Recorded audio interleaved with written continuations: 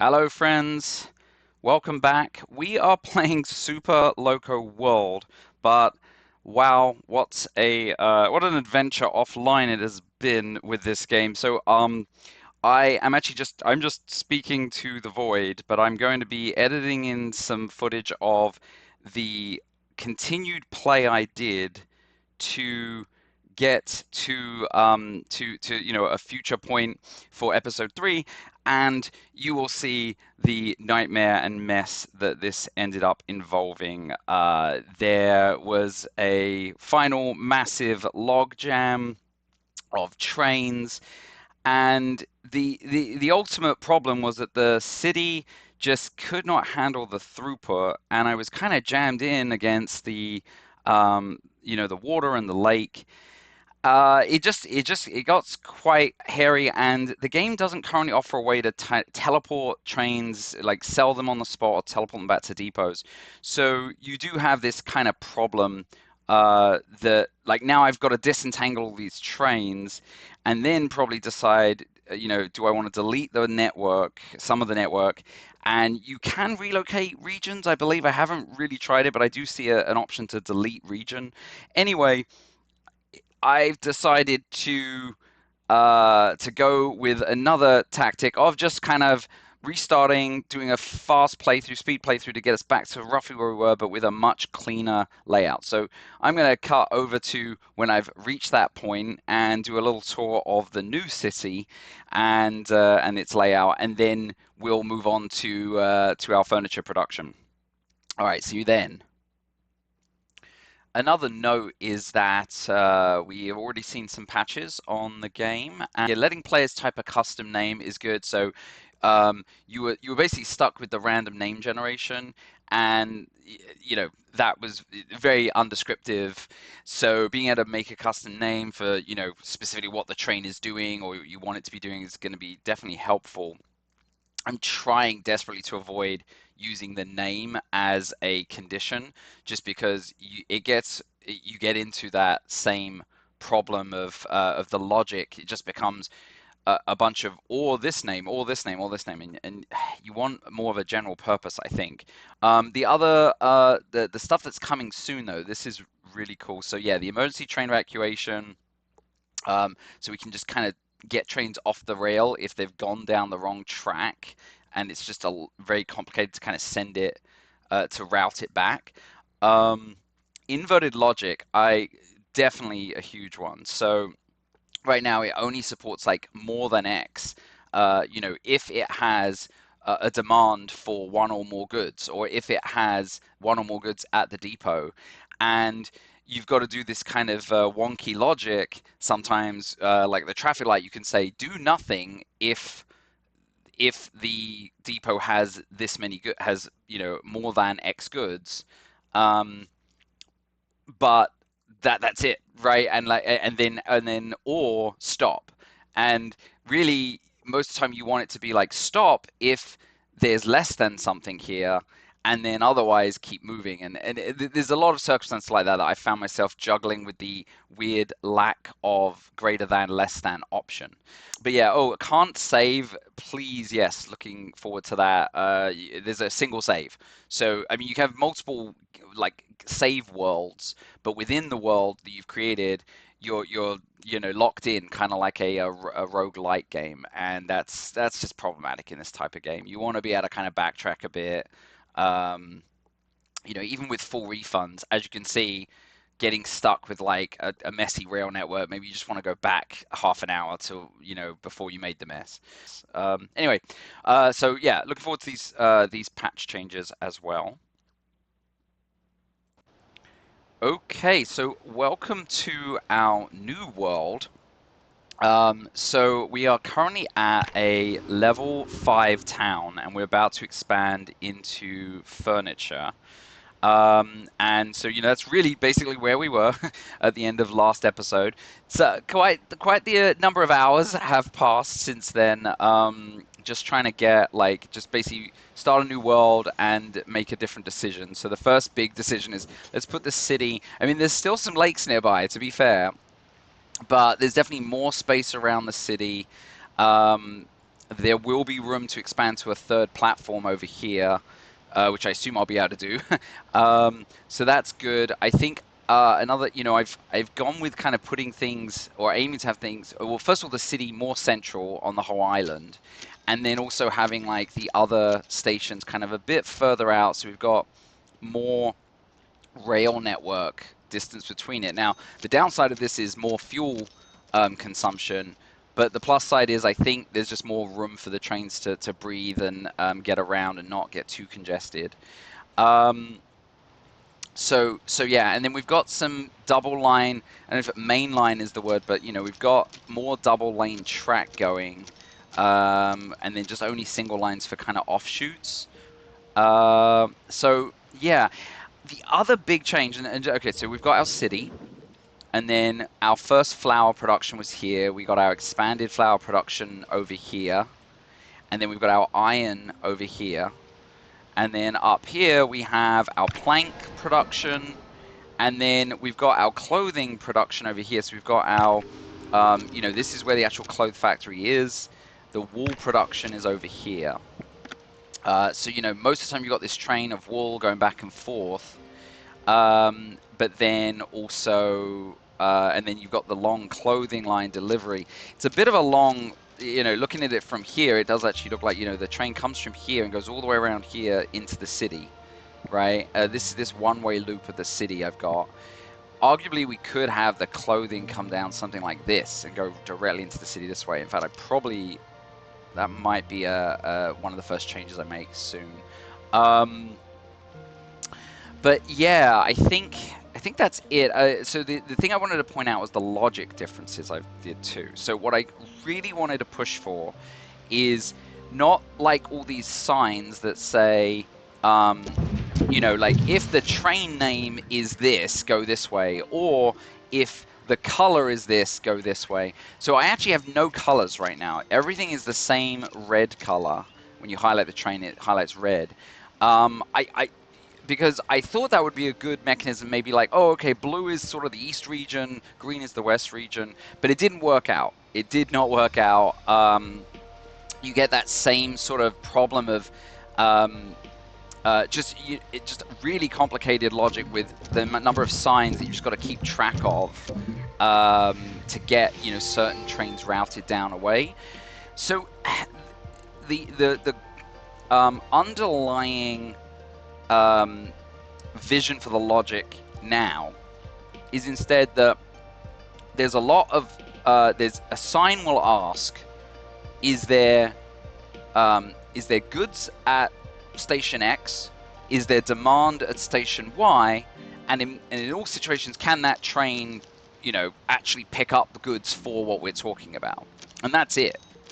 And so what that means is, for example, if I can find a flatbed train somewhere, like this is the final products train. So here's a flatbed train. So this guy, there's no specific logic saying he's going to be picking up planks or he's going to be picking up wool. Yet his flatbed could do either. So instead, it's simply like at those decision trees, like right here, there is really, you're either going off this way to wool and clothing and tools, or you're going this way to wood. And so you see this flatbed right here, he is exactly the same. This train, all I do is I create a train and it's with a bunch of flatbed carriages. That's it. And I send it off. And it should hopefully distribute through the system correctly. So like this right here, the first thing it's saying is, okay, does the plank production area have 4 planks in it? And can the train, actually carry 4 planks?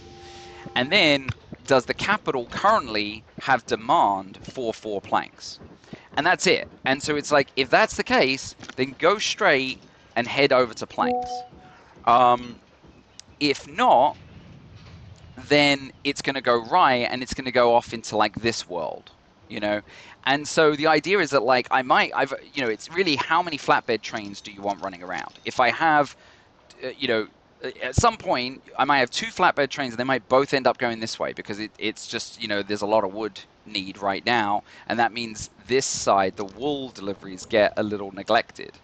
But hopefully, it will even out over time that, as long as I don't put too many trains on the network, too many flatbeds, it won't ever get to that point where, so it's this train's going to deliver this wood, and the next flatbed that comes along here is going to determine, oh, the capital doesn't need wood right now, so I'm going to go off this way. Anyway, that's it. Hopefully that's interesting in terms of how to get this working, especially if you're playing this game yourself. It's still not perfect. Obviously you'd love to see a situation where they're never stopped, but I don't really know how to do that. I think you're also a bit at the mercy of how the intersections work. Like, I see a lot of the time, like two trains who are not going to collide will still stop because they're kind of looking too far ahead on the track to even areas where, they would never actually hit each other in the first place. And here's another good example. Like right here, he was in stop mode because there was a train over here. And it's like, well, why are you looking that far ahead? He didn't reach this light and actually fuel up. So, I mean, the only way to avoid that would be to put this fuel station another whole square back from the intersection. So meaning, I want him to fill up on fuel without waiting for some train to go by here. Anyway, we'll see. So plan is to cut away again, and let's get furniture production going, and hopefully a stable network. Keep this stability of the network where things are generally not log jamming, everything's running on its own, and the city is continuing to keep its demand. I want to see, basically a lot of these, I want these green dots generally full, right? Like close to full and cleaning out. I mean, the food is nowhere near there. The food is just such a drain. But yeah, as long as, because you cannot grow, this is also really demanding. Growing the city not only requires you get all three of these goods in, but you have to get all three of the goods in at the exact same time. That is really brutal. And then compound that with so first of all, if you don't have all three goods, notice I've got only two goods here. They're getting consumed whether or not like the sofa is there. So you have to get all three goods in at the same time for the growth of the city to occur. And if you don't, you still lose the goods that are there already. So you can't just sort of stockpile food and get it way up, and then consumption waits until all three good types are in. I guess that's realistic. The town's going to eat whatever it can eat, but it is kind of brutal in that you've got to get there. And then the other issue is that if you don't fulfill all three needs, then there's a demand meter here. It goes down. So you don't even like build up slowly over time. Like, you've got to keep consistently all three goods in stock at the city. Otherwise, and that means a minimum of 8 food, 4 clothes, and 5 sofa at the city always, all times. Otherwise, the demand meter falls, the demand meter basically falls down, and the city like regresses. So anyway, okay. So when we next come back, we'll hopefully be on the way to level 6 town and have somewhat of a consistent satisfaction of these 3 goods. Okay, so we're back, and I believe, are going to be seeing... Oh, actually, we've already seen some furniture delivery, but here we have a full load of furniture cars. I just noticed they have little furniture icons on whatever the cards are. Here, so we put our furniture production over here in this sort of northwest corner where we've got planks and cloth. So planks, cloth are nearby for that furniture. And then tools, well, all tools come from the city. And so unlike last game, I have all my tools, like I just have like 2 loads of full tool trains running. This is not looking good. So what's your point? See, like this one little back car here, yeah, is holding him up. You know what this game desperately needs as well is underpasses or bridges, tunnels, whatever. Yeah, and unless I'm missing something. I mean, it does have intersections where trains always go straight. Okay, so you just sort of put this on. I guess the idea is that, like, no matter what, they go straight. But, I mean, they're still crossing over each other, you know? So, they're still going to slow down for each other. You really want to be able to like, and I'm guessing the engine does not allow for any kind of elevation right now. That's my guess.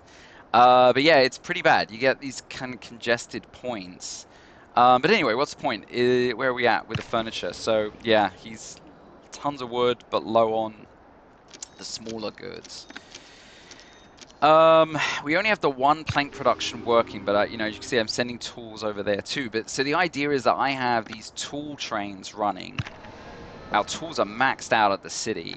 I gotta say, I wish there was a tool production factory and not having to bottleneck it down the city as well. But you know, this. So you know, he fills up, and then the general. Yeah, so then he got a notice that over here has a demand for 2 tools. So he went ahead and just he's heading down there. But then he comes all the way back around and he's like starving potentially.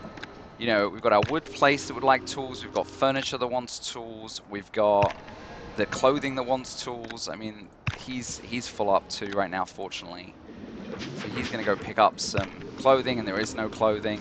So yeah, I mean, things are not getting delivered again.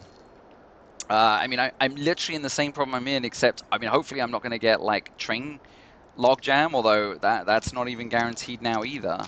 So that's, like, the worst thing you want to see. Like, two full trains, two trains with absolutely no cargo leaving a production factory. And meanwhile, not taking anything else, right? They're not grabbing, well, there's no sofas either. I mean, like, yeah, so all the finished goods are, yeah, this is not looking good. Just gonna speed it up again, see if we can, sometimes it kind of clears out, you know. So he's gonna go refuel. Yeah,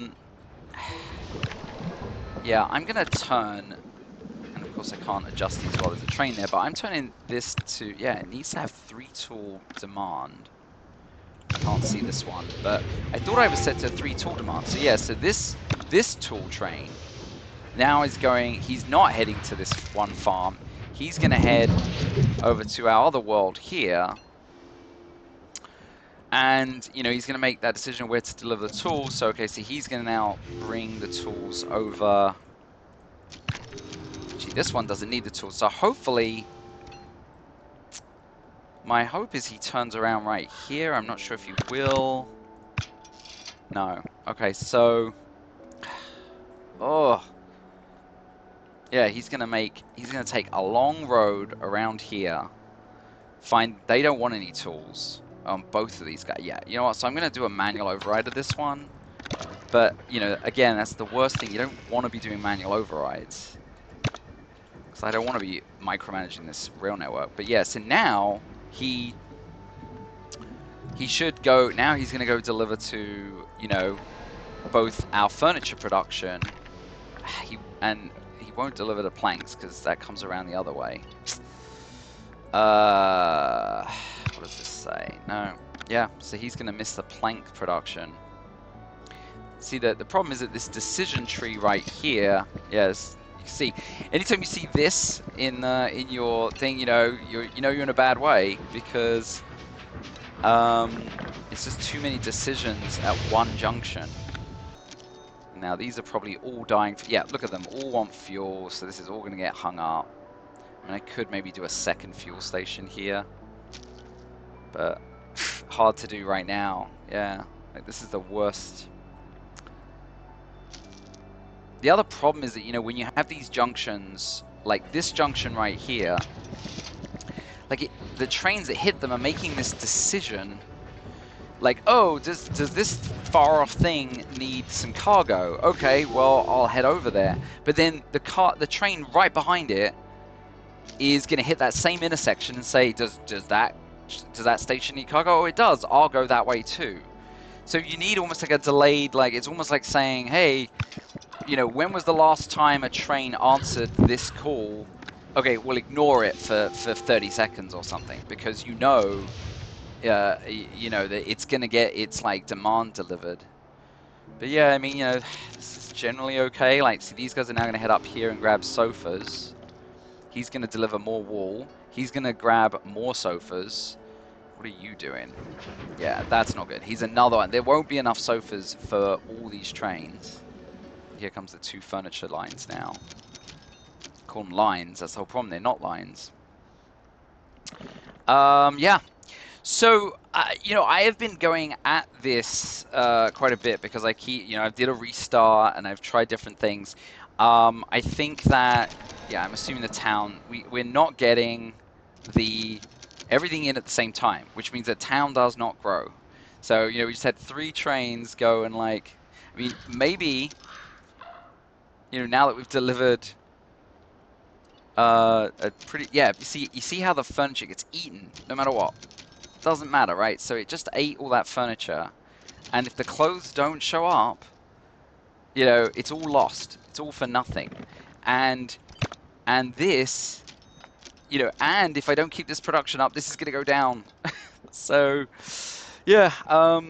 So it might just be see now, right now, look how empty this all is. So hey, add another train to the network, maybe. I mean, we have maxed out clothes. We have some couches. So, but yeah, we have this cargo line of factory trains. So they're gonna, again, this is gonna overfill. We're gonna deliver all the clothes all at once, and we won't have any furniture coming in this time. So, I mean, arguably, I could add another. I mean, I guess I'll add another final production train to the network here. Yeah, but there goes our clothes, and you see the first 4 just got eaten. And now we actually had furniture and clothes for a hot second, but we didn't have enough food. And we've got he's missing tools now because our tools are just going on this long circuit. Yeah, it's just over and over. Anyway, I'm going to leave it here. So sorry, it's going to be on a bit of a bummer. Hopefully, I figure out what can I do to improve this without adding insane logic. Just kind of keep saying, just kind of keeping the trains going around the loop, and hopefully getting to the right demand. But yeah, so thanks for watching, and we will see you next time.